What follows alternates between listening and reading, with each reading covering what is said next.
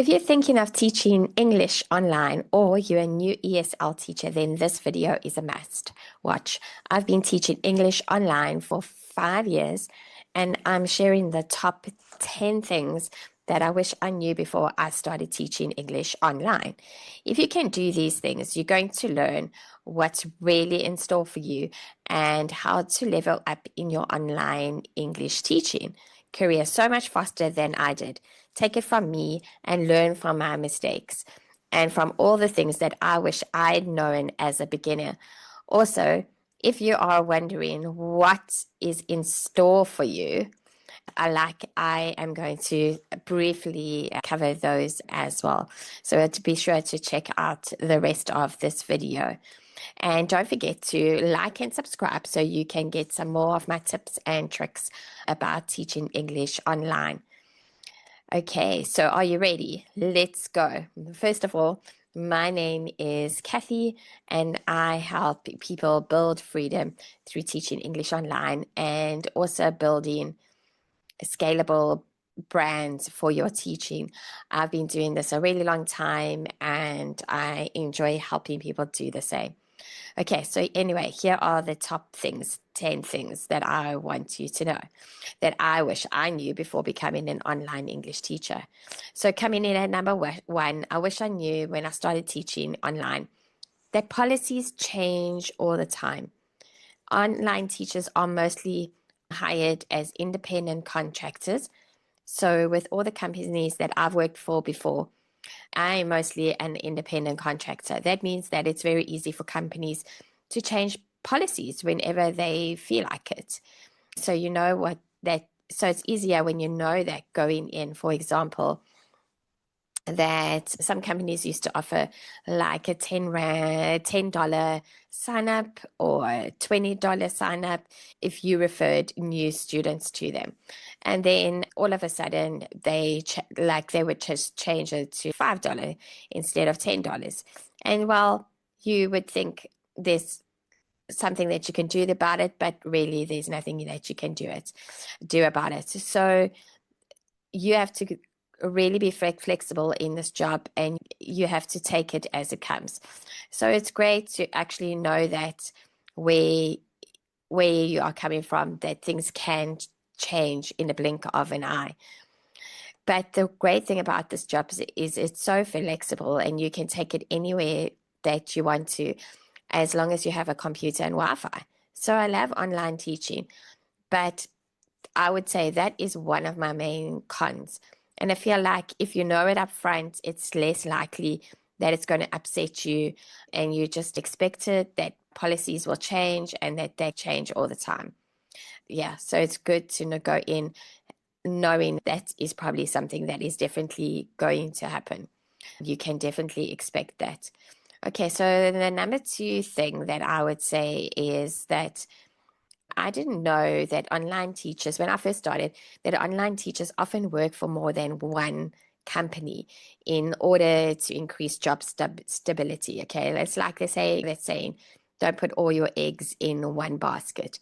And so, like I said, policies change a lot. And that's something that I didn't know going in. And I didn't realize that a lot of my colleagues and other online teachers, friends, were already working with more than one company or they had contracts with multiple companies.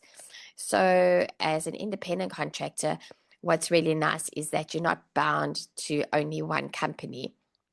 You are able to work for different companies, and which allows you to fill up your slots and allows you a lot more flexibility. So it gives you a lot more job stability, especially if policies change with one company, you can turn around and quickly open more hours with some of the other companies that you are already working for. But what I really love about having multiple contracts is that you get more experience, and when you go in with more experience, they're going to offer you a bigger, higher pay grade.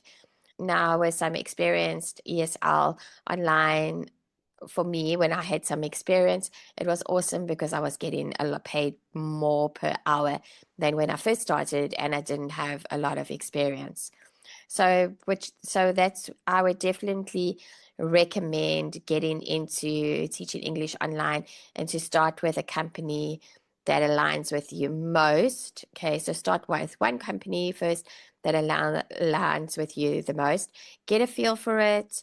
And when you feel confident and you feel ready, then add another company on. I know I've helped a lot of people to get started with this and to work out their schedule and work out how to like actually work for multiple companies at the same time.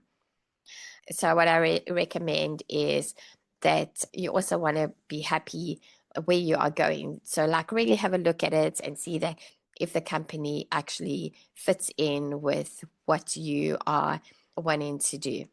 Okay, so that is the second one that I would say. I also offer a demo reviews. So if you are coming up for that interview with a company and you're a little bit unsure of what to do, just shoot me an email and we can discuss doing a practice demo and I can help and guide you in that interview. Okay, so I want to go into tip number 3. Before teaching ESL online, it really takes a little bit of time to, when you first start, to build up a student pool. So I freaked out when I first started teaching, and I went in knowing really nothing. I opened lots of hours, and then I like suddenly didn't have a lot of bookings in the beginning, and I started to get like really worried. As you go on, and after about 2 or 3 months, you start building up a good rapport with people and they start booking you more and your schedule starts filling up more and more. There are some companies like Magic Ears that book for you, so that you don't have to fill up your schedule with them. They kind of book and put people in for you. So that's a different kind of way.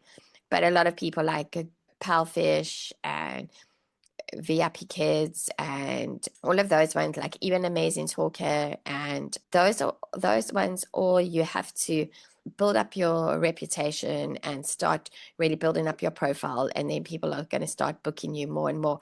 But it does take a few months to get going and to like really get yourself booked up. So it's great to go in knowing this before you start, that don't expect on day one to be fully booked, because it doesn't happen like that. I think I found that a lot of the time, some of the male teachers, if you're a male teacher, it maybe takes you like half the amount of time that does with women, because they're more in demand, because there aren't as many male teachers, online teachers, as what there are female teachers. But it's just a nice thing to know before you go into the whole thing, that maybe it's going to take a little bit of time just to fill up your schedule. Okay, so tip number 4 is English online. Like in the beginning, when I was teaching English online, I spent a lot of time creating rewards and graphics for my class. And it took a lot of time to try and do that. As you go along, you can do things to to make it a lot easier. Like you could create some reward stickers on Canva, and you can just maybe hold up your phone and show them those rewards, and as you go, and instead of spending thousands creating thousands of different kinds of rewards, Canva is a really great app to use, and it would really help to use that. And I have a crash course in Canva. If you've never used Canva before, it's really helpful to know how to use Canva. So just pop me an email and I will get up with that course as well on how to get started with Canva. Yeah, so you wanted to be able to give your students like a reward at the end of their lesson, just to show, or during the lesson as you go along. And these kind of things you can create on Canva. And then you've got it once, you've created it, and you can just reuse it for all your different students. Okay, so the 5th thing that I wish I'd known before I started teaching is to have a microphone. Okay, obviously you want a noise cancelling microphone, but you want to have one that's got this mute button on it. This is like literally going to save your life, right? It makes such a difference. If you travel, or maybe if you're having a dog or you have kids and suddenly it becomes like really all noisy, you can just like press the mute button on your press the mute button on your microphone, and it's going to mute you without actually showing up on the ESL software itself, because a lot of companies, you're not allowed to mute the students, or you're not allowed to mute yourself at all.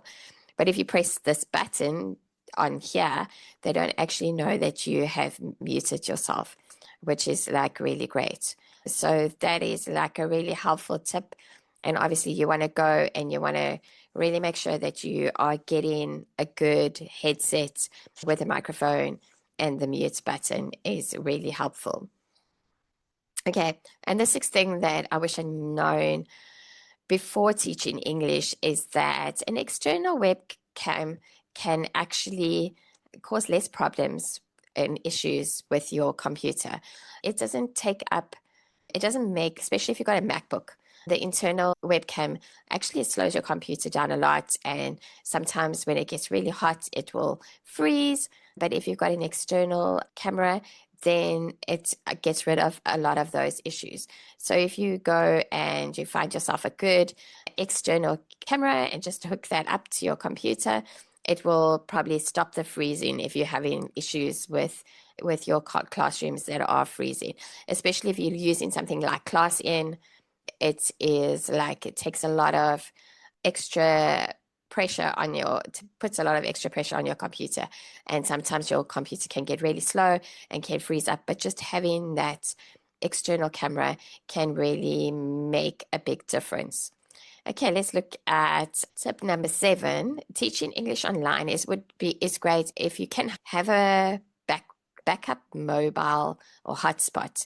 It really comes in handy. Say your Wi-Fi had to go down, or if you are traveling a lot, you can have your cell phone and you're just going to use that, and you're going to hotspot onto your computer. Obviously, it's not ideal to use for a really long time. If your Wi-Fi connection suddenly goes, it's great to have a backup that you can just switch over quickly so that you don't get a bad review or you don't get fined. So I would definitely suggest getting that backup cell phone signal, that backup hotspot that you are going to be able to use. Okay, tip number 8. Teaching English online can really cause a lot of burnout. So it's okay to change your hours or to take some time off when you need to. I was always really afraid that once I got into teaching, and if I took any time off or I changed my hours, I was going to lose all of my momentum. I was going to lose my students, lose my regulars. But that's not really the case. As you build up with a company, if you have to change your hours, that's actually totally fine. And you're going to get new students that are going to come into your new schedule, or some of your students will like you so much that they'll just change to the new schedule that you all have. But once again, like, the burnout is a real thing with online teaching, and it happens a lot to people. So it's good to give yourself a little bit of time and not to overwork yourself. Okay, so then the ninth thing that I would say is try and get into a support system. So join some teaching groups, or look and see where other online teachers hang out, and go onto those groups and like really connect with people and ask questions so that you don't feel so alone in it. It's really helpful, and I wish I knew that before I had started teaching English online. Okay, so the last tip I said, like, teaching English online really teaches you to be an entrepreneur. So I can't really believe how much teaching English online has changed my entire life. It's allowed me to learn so many skills with technology, with marketing, and with really building a business that you can branch off into a whole lot of other things after you get really confident with doing this. So it's really good to, once you get started, you can refer other people to maybe to your company that you're going to be working for, or get people started, and you can grow and you can develop your business in that way. So if you are interested in finding out more about that, maybe just pop me an email as well. I'm going to have my email is going to be in the description. So just pop in through there and pop past there. And I'm going to be uploading my next video in a couple more days with some more tricks of the trade. But let me tell you, it's really worth teaching online. So if you've been thinking about it, I would definitely say it's worth it. It's changed my life. I've enjoyed it. I get to go all over the world in the classroom with the kids. I meet people from all different places and I get to know a whole lot of different places. But anyway, hopefully these 10 tricks are going to help you to succeed and to go in with your eyes a little bit more open as you start your journey as an online teacher. And I will see you. Don't forget to like and subscribe and follow my page. And I will see you in the next video.